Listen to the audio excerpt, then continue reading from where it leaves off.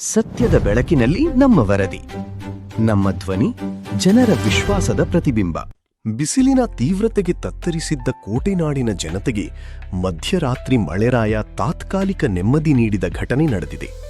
ಇಂದು ರಾತ್ರಿ ಸುಮಾರು 12:30 ಚಿತ್ರದುರ್ಗ ನಗರದಲ್ಲಿ ಏಕಾಏಕಿ ತಣ್ಣನೆಯ ಗಾಳಿ ಬೀಸಿ ಮಿಂಚು ಮತ್ತು ಬಿರುಗಾಳಿಯ ಸಹಿತ ಮಳೆ ಸುರಿಯಲು ಆರಂಭವಾಯಿತು.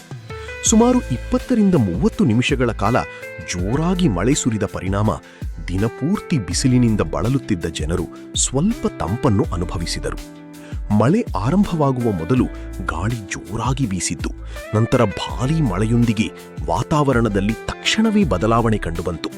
ಆದರೆ ಭೂಮಿ ತುಂಬಾ ಒಣಗಿದ್ದ ಕಾರಣ ಮಳೆ ನೀರು ನೆಲದ ಮೇಲೆ ಬೀಳುತ್ತಿದ್ದಂತೆಯೇ ತಕ್ಷಣವೇ ಹೀರಿಕೊಂಡು ಕೆಲವೇ ಕ್ಷಣಗಳಲ್ಲಿ ಮಳೆ ಸುರಿದ ಗುರುತು ಕಾಣದಂತೆಯೇ ಆಯಿತು.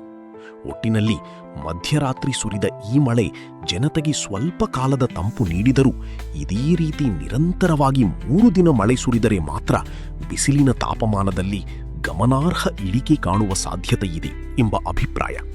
ಇದೇ ವೇಳೆ ಬೆಳಿಗ್ಗೆ ಮತ್ತೆ ಬಿಸಿಲಿನ ತಾಪಮಾನ ಹೆಚ್ಚಾಗುವ ಸಾಧ್ಯತೆಯಿದೆ ಎಂಬುದು ನನ್ನ ಅಭಿಪ್ರಾಯವಾಗಿದೆ. ನಿಮ್ಮ ಅಭಿಪ್ರಾಯವನ್ನು ನಮ್ಮೊಂದಿಗೆ ಹಂಚಿಕೊಳ್ಳಿ.